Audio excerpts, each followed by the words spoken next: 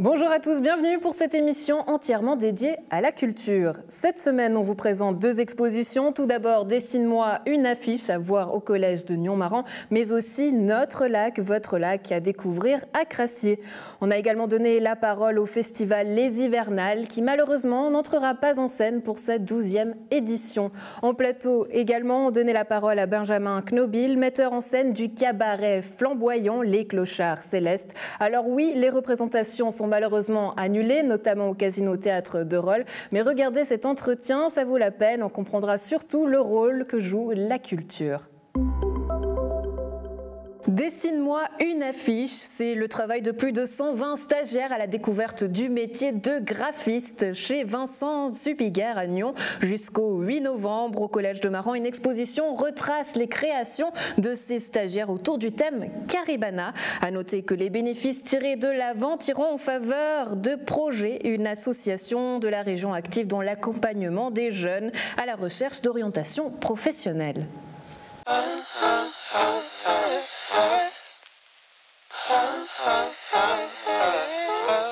Dessine-moi une affiche, c'est un projet qui est né il y a pas mal de temps, un peu plus de 20 ans déjà. C'est une première stagiaire qui est venue en 1997, je crois.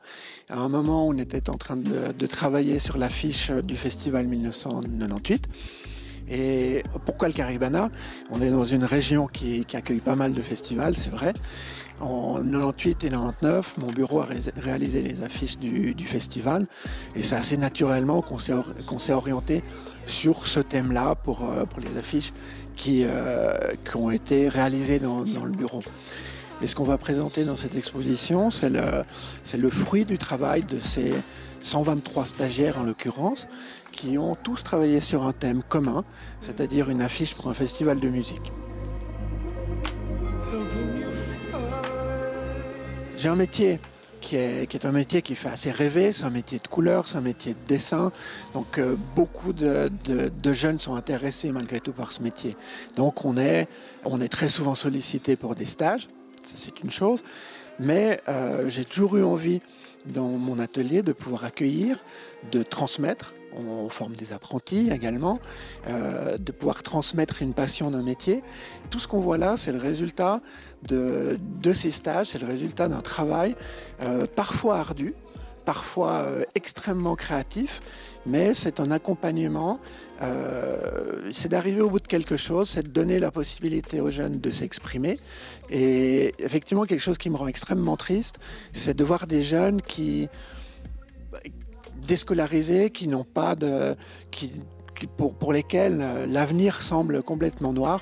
Et je pense qu'on doit tous, en tant qu'adultes, leur donner un petit peu de notre temps, leur donner notre confiance et voilà, leur dire qu'ils font partie du monde et qu'ils ont beaucoup de ressources en eux.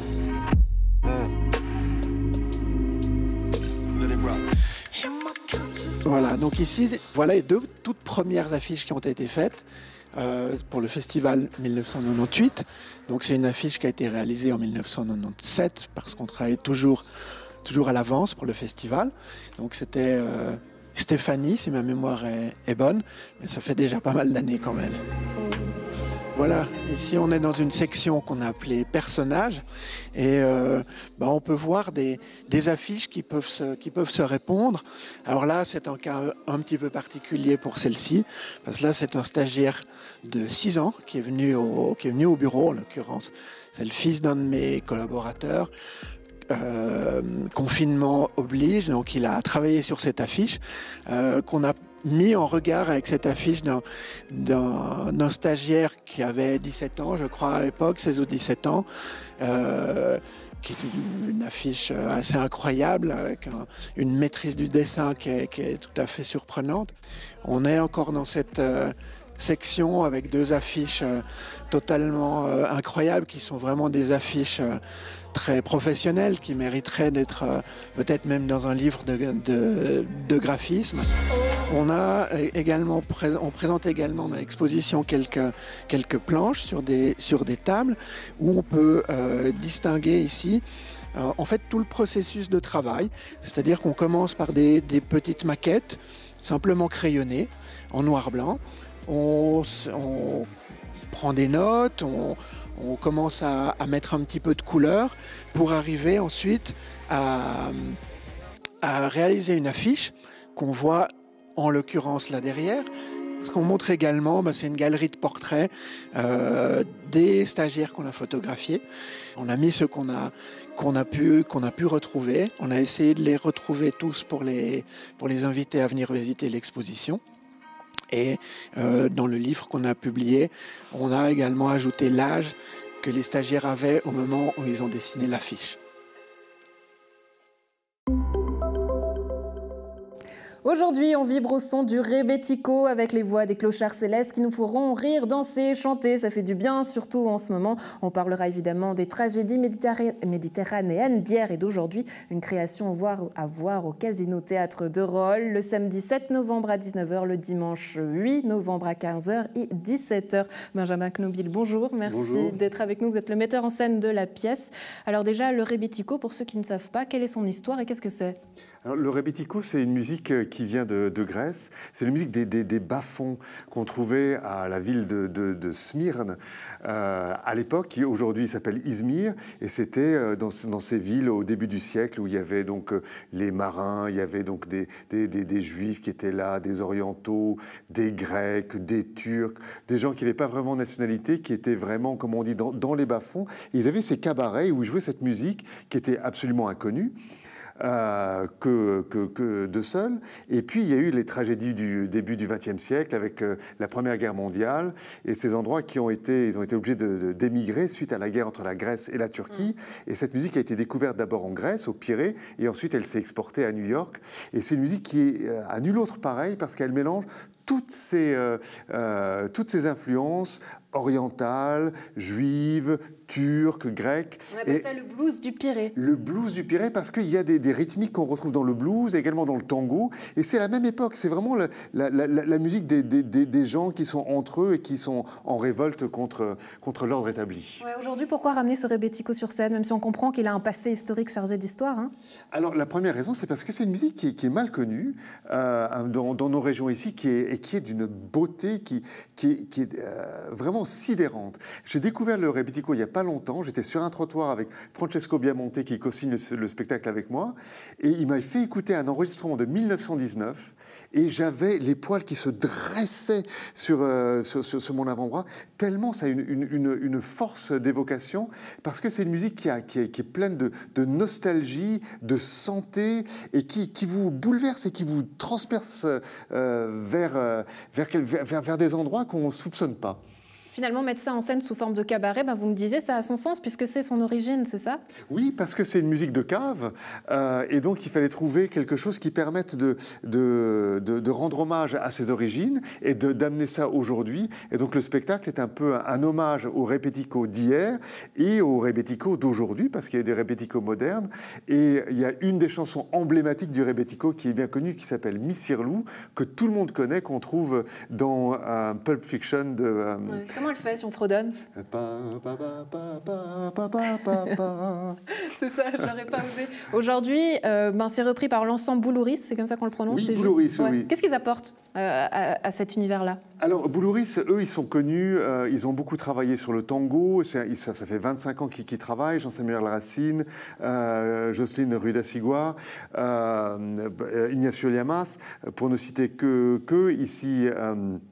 Éléonore Giroux, ils ont une approche sont des musiciens extraordinaires qui vont faire leur interprétation du rebetiko. En fait, quand on pense musique grecque, le premier instrument qui vient à l'esprit, c'est le bouzouki. Et vu qu'on n'est pas grec, on n'a pas voulu tricher, et donc on a décidé de ne pas utiliser de bouzouki, par rapport au corps, d'utiliser, donc de demander à Ignacio Llamas donc de faire la guitare. C'est un rebetiko de la région lyonnaise ? Un rebetiko, je dirais, qui va plus du côté de l'Europe centrale, parce que Jean-Samuel Racine, qui joue de la clarinette, va donner justement des sons klezmer, cette musique d'Europe centrale, juive d'Europe centrale, qui est constitutive de ce rebetiko. Donc ça permet de rendre un rebetiko plus universel et moins régionalisé. Waouh, ça fait du bien ce souffle qu'on parle enfin un peu de culture parce que c'est un contexte qui est assez difficile. Alors évidemment, tout le monde attend les mesures de mercredi qui sera annoncées. Vous avez décidé d'ajouter une représentation de plus le dimanche 8 novembre à 17h30, c'est ça, le 17 y est. Donc une à 15h, une à 17h30, voilà. C'est ça. Bon, on sait que pour le Casino Théâtre de Rolles, c'est une situation qui est difficile puisqu'elle a une jauge beaucoup plus grande, limiter son spectacle à 50 personnes. Pour vous, en tant que comédien, vaut mieux ça que rien du tout, ou de quel œil est-ce que vous voyez cette situation? Alors, il y a plusieurs raisons. La première, c'est que Marie-Claire Mermoud du Casino Théâtre de Rolles est coproductrice de spectacle et on a répété tout l'été dans son théâtre. Donc, c'est aussi une manière de la soutenir, elle. Donc ça, c'est une mesure de soutien. Et puis, c'est tous les gens qui ont réservé, qui ne pouvaient pas venir. Du coup, c'est une manière aussi de pouvoir leur offrir l'opportunité de venir voir le spectacle. Ensuite, les théâtres, pour en avoir beaucoup discuté avec Marie-Claire Mermoud et d'avoir été dans son théâtre, on est extrêmement strict. On ne peut pas, comme tout le monde, ne peut pas tomber malade. On ne peut pas contaminer les gens autour de nous. Donc, c'est un crève-cœur. Notre métier, comme les autres, c'est de faire plaisir aux gens et de permettre aux gens de tenir aussi. On a une mission, c'est de soutenir les gens, de leur offrir du rêve, de la réflexion, du bonheur. Et donc, on a envie de faire notre métier et on a envie de faire notre mission de service public qui est là. On est financé pour faire ça. Voilà, qui fait du bien parce que vous le faites avec le cœur et ça, c'est important. Benjamin Knobel, merci beaucoup d'avoir été avec nous. Et à la maison, donc, retenez bien les dates. Cette fois, je vais les dire juste. Samedi 7 novembre à 19h, le dimanche 8 novembre à 15h et 17h30. Merci beaucoup, Benjamin. Merci beaucoup à vous. La ville de Divonne-les-Bains a lancé un appel pour un concours photographique transfrontalier intitulé « Notre lac, votre lac » jusqu'au 15 novembre à Crassier. Une exposition met à l'honneur le travail de ces photographes amateurs et professionnels du Grand Genève. On en parle avec nos invités. Martine Anselme, bonjour. Merci d'être avec nous. Vous y avez travaillé pour cette exposition en tant que photographe. Oui. On va y venir d'ici quelques instants. Avec nous également Alexandre Legrain, municipal en charge de la culture pour Crassier. Bonjour. Merci d'être avec nous. Merci. Alors expliquez-nous comment est-ce qu'il se fait que cette exposition soit arrivée à Crassier? Alors à la base, c'est un projet mis en place par le service culturel de la ville de Divonne-les-Bains. L'objectif, c'était que des photographes aussi bien de Suisse que de France, donc du Grand Genève, professionnels et amateurs, réalisent des photographies des lacs, puisqu'on en a beaucoup dans la région. Et à partir de là, un jury composé de différentes personnalités départageait les candidats pour finalement y attribuer un prix. Ensuite, durant tout l'été, l'exposition de ces différentes photos sélectionnées ont été mises donc à Divonne-les-Bains. Et Crassier, on s'est dit, mais pourquoi pas demander à la rapatrier pendant quelques semaines, pendant un mois précisément, jusqu'au 15 novembre à Crassier. Donc c'est chose faite dans la place de jeu. Et le thème de l'eau, ça semblait une évidence vu qu'il y a tous ces lacs dans notre région, c'est ça? Exactement, on a beaucoup de lacs, on a le lac Léman et le lac Divonne pour citer ces deux lacs, on a des paysages magnifiques, alors c'était l'occasion de les mettre en valeur à travers ces photographes talentueux. Martine, évidemment, on vous regarde puisque vos photos... votre photo a d'ailleurs été primée. Vous avez cité le prix du jury, dont Nils Ackermann, le photojournaliste, en fait partie. Vous avez été primé avec votre photo Immersion, si je ne dis pas de bêtises. Ouais. Le lac et vous, c'est aussi une histoire d'amour? Absolument. C'est un de mes sujets préférés de photo, en fait, depuis que j'habite dans la région ici. J'y vais souvent. C'est magnifique. Il est magnifique en tant que nature, mais il est aussi magnifique parce qu'il y a beaucoup de vie autour.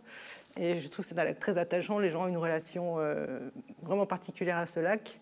C'est ce qu'on voit un petit peu sur ma photo, mais il y a aussi des gens qui viennent faire des grillades, qui s'y baignent toute l'année, tôt le matin quand l'eau est chaude, quand l'eau est froide, qui viennent manger des glaces. Il se laisse facilement photographier, ce lac? Non, oui et non. Non, c'est pas très facile parce qu'en fait, c'est ce qu'on a souvent, je trouve, quand on a un beau paysage. On se dit, oh, le paysage est beau, ça va être facile de faire une belle photo. Et puis, finalement, non, c'est pas si facile que ça. Il faut un peu chercher les endroits et puis essayer de transmettre quelque chose dans la photo au travers de la photo qu'on fait. Donc non, c'est pas si facile. Alors justement, on a quelques images qu'on va voir à l'écran. On va essayer de les commenter en les regardant. Alexandre Legrain, je sais pas, vous avez votre petite préférée? On les voit là. Moi, j'en ai une préférée, alors je ne sais pas si c'est celle-là, enfin je les aime toutes en fait, vous savez, j'en ai pas une forcément de préférée, celle avec le jet d'eau de Genève en noir et blanc, je l'aimais beaucoup. Mais de toute façon, les jeux de couleurs, je les trouve absolument géniaux parce que c'est aussi quelque chose dans nos lacs que je trouve magnifique, c'est qu'on a des couleurs qui sont tellement différentes, qui mettent en valeur nos paysages. Et donc oui, toutes les photos sont magnifiques. Vous nous disiez que ce travail, au fait, aussi, c'était de pouvoir photographier tout ce qu'il y a autour. Alors, on va voir la vôtre qui va arriver, Martine. Mais qu'est-ce que... voilà, il y avait aussi plusieurs photographes qui ont participé, 58 dans la catégorie suisse. Vous estimez qu'il y avait de la qualité? Oui. Ouais. Oui. Oui. Et des choses très différentes les unes des autres. Et oui, j'ai trouvé qu'il y avait beaucoup de choses qui... Voilà, ça, par exemple. Ça, Qu'est-ce qui vous parle dans celle-ci? Je trouve ça extrêmement créatif, je trouve ça joli. Pour moi, il y a du rêve. Je trouve Et là, la vôtre. Oui. Qu'est-ce que vous cherchiez au travers de cette photographie? Eh ben, j'ai trouvé qu'il y avait une communion incroyable entre ce couple et le lac. Et quand je parlais tout à l'heure de la relation que les gens ont avec le lac, j'ai trouvé que là, il y avait vraiment quelque chose. Ils sont arrivés sans bruit, et puis quand ils sont arrivés là devant le lac, on avait l'impression qu'ils faisaient juste avec le lac, et j'ai trouvé ça assez émouvant. Ouais, qu'est-ce qui fait que vous déclenchez votre appareil à un moment donné? C'est une bonne question. En fait, là, c'est un petit peu le hasard, parce que je m'étais installée pour faire des photos du lac sans personne, justement. J'étais allée tôt un matin pour éviter, parce que je voulais juste faire des photos du lac, juste le lac. Et puis, pendant que j'étais installée, ce couple est arrivé. Et là, c'est vraiment le hasard. Et voilà. Et finalement, ils font que cette photo raconte vraiment une histoire. Maintenant, je me rends compte que s'il n'y avait pas eu ces gens sur cette photo, ma photo n'aurait peut-être pas été si intéressante. Ouais. Alors évidemment, c'est une période un peu même très particulière pour le monde de la culture, même pour la société de manière générale. Le fait que cette exposition soit transfrontalière, il y a aussi une histoire. Pour vous, Alexandre Legrain, en tant que municipal en charge de la culture, qu'est-ce que ça apporte que cette exposition puisse quand même avoir lieu et que finalement la culture puisse exister? Est-ce qu'il y a un sens particulier qui est là derrière aussi? Je pense que ça a un sens très particulier et assez fort en cette période plus que troublée, on peut le dire, pour la culture qui souffre énormément de cette situation sanitaire. Je pense que c'était important pour la commune de Crassier de pouvoir quand même mettre en place une activité culturelle pour les habitantes et les habitants, de surcroît gratuite et aux yeux de toutes et tous, dans un lieu où les enfants ont aussi accès.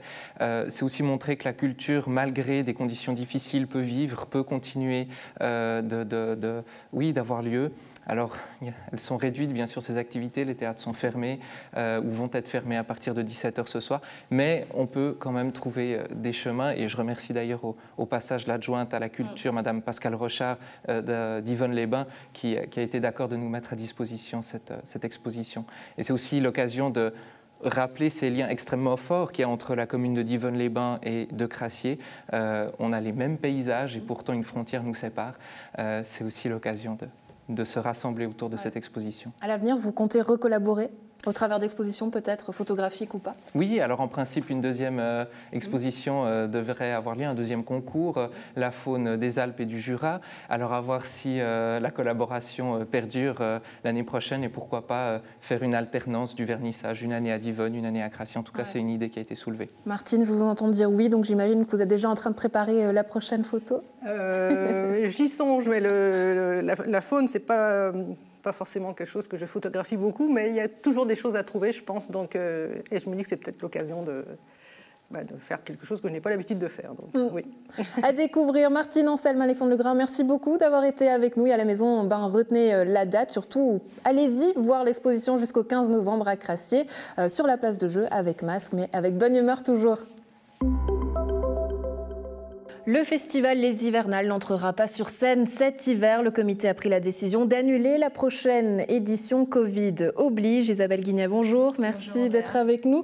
Vous êtes la chargée de relations presse pour le festival. Alors, quand est-ce que le comité a pris la décision d'annuler cette 12e édition? Alors, on a pris la décision la semaine dernière, tous ensemble pour notre séance quotidienne. On fait une séance par mois environ. Et là, on s'est dit c'était le moment de prendre une décision. Est-ce qu'on avance ou pas? Et malheureusement, on a décidé de ne pas continuer. Parce qu'on voit les mesures, elles changeaient un peu tous les jours. J'imagine que vous y aviez cru jusqu'au bout. On y a cru jusqu'au bout. On a vraiment voulu que ce festival se fasse, tant pour les artistes, les bénévoles, les partenaires et évidemment le public. Mais oui, les mesures qui évoluent vraiment de semaine en semaine avec le Conseil fédéral allaient de pire en pire. Et on s'est dit, là, cette fois-ci, c'est trop loin. On ne peut pas prendre le risque en espérant quand même que d'ici février, ça aille mieux. Mais c'était vraiment beaucoup trop risqué. Je ne sais pas ce que vous en pensez, mais c'est assez symbolique finalement, hein. C'est comme cette jeunesse qui finalement vit des temps difficiles, sans fête, sans musique, sans festival. Le festival qui avait vécu son 10e anniversaire, qui est finalement coupé dans son élan, c'est triste. C'est vraiment triste, ça n'a vraiment pas été évident de choisir d'annuler. On a vraiment tout fait et établi des plans Covid, des plans sanitaires, même divers plans sanitaires dans notre équipe, en se focalisant sur chaque mesure nouvelle. Et là, on s'est dit, ça devient vraiment trop complexe. Donc, on a préféré vraiment tirer la prise, malheureusement. Alors que tout ce qu'on voulait, c'était pouvoir offrir un peu de festivité et un peu de joie à notre public et à tous nos bénévoles, à tous nos partenaires. Parce qu'effectivement, c'est une période très anxiogène. Et on a besoin de ça, on a besoin de vie et de joie. Et malheureusement, malgré la grande volonté qu'on avait, on a été coupés. L'année dernière, vous étiez passé tout juste entre les gouttes. Du coup, cette annulation pour cette année, qu'est-ce que ça implique? Alors, ça implique vraiment beaucoup de choses, effectivement. Le festival n'est pas en danger. Ça, c'est une réalité pour le moment. Après une deuxième année de blanc, là, on pourra commencer à paniquer, à mon avis. Cette année, on a surtout dû en fait parler avec nos partenaires, nos lieux partenaires, on a décidé avec eux qu'est-ce qu'ils pensaient, est-ce que c'est faisable, est-ce que c'est pas faisable pour eux. Après diverses réflexions, on s'est dit que c'était vraiment trop risqué. Mais j'imagine que les soutiens financiers sont quand même nécessaires. Ils sont nécessaires, évidemment. On peut cette année survivre, on aura des frais annuels, évidemment. Mais ces mêmes frais annuels l'année prochaine, si c'est encore une année en blanc, là, ça sera compliqué. Jusqu'ici, comment est-ce que vous avez travaillé avec les équipes et les artistes? Quelle ambiance? Alors, on a vraiment des bénévoles extrêmement soudés, extrêmement motivés. Avec eux, ça se passe très très bien. Ils ont été pour la plupart déçus, mais pour beaucoup aussi soulagés de cette décision, parce que c'est quand même une grosse organisation avec des risques à prendre. Et quant aux artistes et aux agents, dès les premiers échanges, il y a eu une transparence sur le fait qu'il pouvait y avoir une annulation jusqu'au jour J. Les artistes, eh bien, c'est devenu un peu leur quotidien, les annulations, ils le savent. Ils ont tout de suite compris et ils ont tout de suite été dans le soulagement de se dire que cette année, c'est pas possible, mais l'année 2022, ils seront là. Beaucoup d'implications, vous le disiez avant, aussi évidemment avec les bars et les restaurants avec qui vous collaborez. Là, qu'est-ce qui s'est dit? On a regardé avec eux vraiment qu'est-ce qui est faisable ou pas faisable. Là, actuellement, ils sont tous fermés, évidemment, à cause de la dernière mesure prise par le Conseil fédéral. L'année prochaine, ils sont tous motivés pour que 2022, ça se fasse. On sait que ça a forcément des conséquences et des pertes chez ces restaurateurs, chez ces vignerons, un gros impact aussi s'il y a encore une annulation du Paléo. Vous ressentez aussi cette inquiétude chez vous aux hivernales? Évidemment, on est tous inquiets. Il y a vraiment une ambiance très anxiogène où on se dit mais qu'est-ce qui va advenir? Et effectivement, un des buts de faire participer tous ces lieux partenaires et tous ces vignerons et autres restaurateurs avec nous, c'est de les faire vivre, c'est d'amener du public chez eux, c'est de les soutenir. Et c'est vrai que pour nous, ça nous brise un peu le cœur de se dire qu'on ne pourra pas travailler avec eux cette année. Et ça nous brise d'autant plus le cœur de voir qu'ils sont fermés tout court en ce moment. Oui, parce qu'on voit ces belles images sont derrière nous, colorées qu'à l'écran, des images du 10e anniversaire. Pour vous, les hivernales, qu'est-ce que c'est? Qu'est-ce que ça représente quand vous voyez ces images?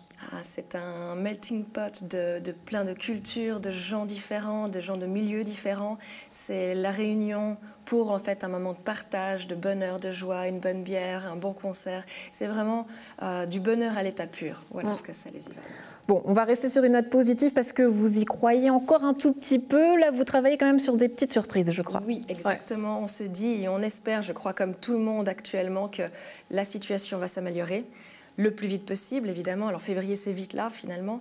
On se dit, si les mesures s'assouplissent, on aura peut-être une surprise ou deux, un concert ou deux quelque part dans Nyon, histoire de faire vivre nos lieux partenaires et histoire de réunir tout le monde pour une bonne bière ensemble. Ouais. Et la date de l'année prochaine est déjà marquée du 24 au 26 février 2022. Isabelle Guinet, merci beaucoup d'avoir été avec nous. Salutations aux hivernales. C'est tout pour cette émission. On se retrouve très vite, vous le savez, pour plus de culture et plus d'aventures.